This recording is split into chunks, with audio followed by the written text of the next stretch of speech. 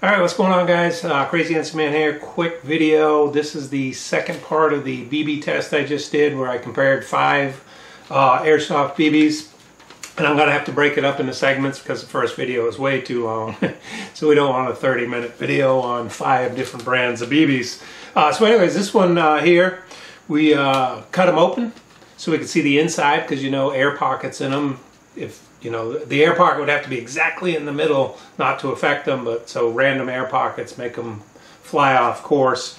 So I thought we'd cut those 5 brands open, actually 4, because the BioVal BBB Max, the glass BB, you can't cut open, and you can see through it, so you can see the air pockets. But anyway, so I did 4 of them, and you can see here we have some close-ups. I will say the Goldenball, I had a hard time cutting them open. They kept shattering, just all kinds of fragments. It was really kind of a pain.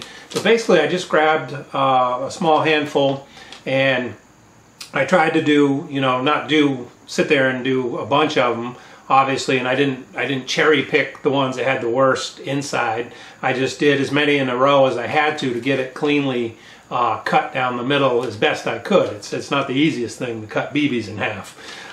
So anyways, most of them you just give them a little tap with a hammer and it'll kind of fracture it a little bit, and then I took a razor and just sliced down. But the Goldenballs, they kept shattering, trying to cut them with a razor, trying to cut them with a knife, and trying to use the hammer on them. It was really a pain in the butt. But the rest of them, pretty much, they split right down the middle fairly easily. Some of them are not perfect, but you get the general idea. So 5 BBs in each. And we'll look at the first overhead here. You can see the top row is Core Airsoft, the second row is Goldenball, the third row is Elite Force, and the fourth row is High Powered. These are all 2.5 gram BBs. The High Powered is a bio. They don't make regular BBs. They make all biodegradable. So take that in consideration. But you can see basically the core looked fantastic. The Goldenball had some pretty random gigantic pockets in it, and I've never been a fan of Goldenball BBs at all. The Elite Force were the worst out of these 4. As you can see, they are just kind of air pocket central. But you can see a lot of air pockets in there, not real pleased with that. And then the high-powered Airsoft had a real nice pattern. No air pockets in there. The BB's very consistent inside, so I thought that was pretty good. But let's go ahead and we'll look at the overhead, the close-ups now. I tried to get a close-up of these BBs, and you can see here are the Core Airsoft. You might see a little irregularities here, just the way they break apart, but it's real obvious when it's an air pocket. You can see those look pretty good. The Goldenball is pretty random, hard to break apart. Fractured a lot, which worries me that they'll chip up in your guns and stuff.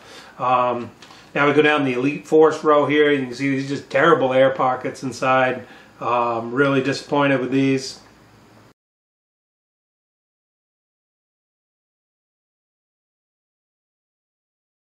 And then the high-powered, again, as you can see in this close-up, they look pretty damn good. So obviously the Core and the high-powered out of these are the better of the BBs. But again, go back and look at the other test I did, the shooting test, so you can, if you haven't seen that yet, compare that with this video. And then I'm still working on the outdoor test. I haven't got a target set up yet that I think is rigid enough to do that testing with, and I've just been real busy. So we'll get to the comparing these BBs in an outdoor, maybe 100-foot test, to see how they perform that way. And I think once I get that done, you'll see at this inside the BB video, you'll really start to see exactly what's happening with these air pockets and the accuracy of your BB. And somebody mentioned too in the other video, they're like, well, you're just trying to hit a man-sized target, so what's it matter? Which is true.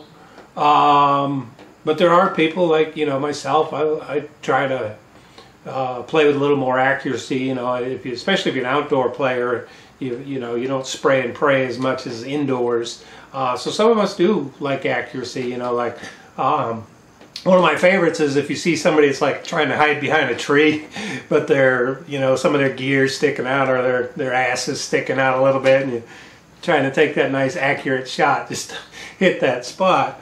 That's where it comes in. But you got to think too, and the 30-foot indoor test I did, if it varies an inch there, what does that calculate into over 100 feet, over 150 feet?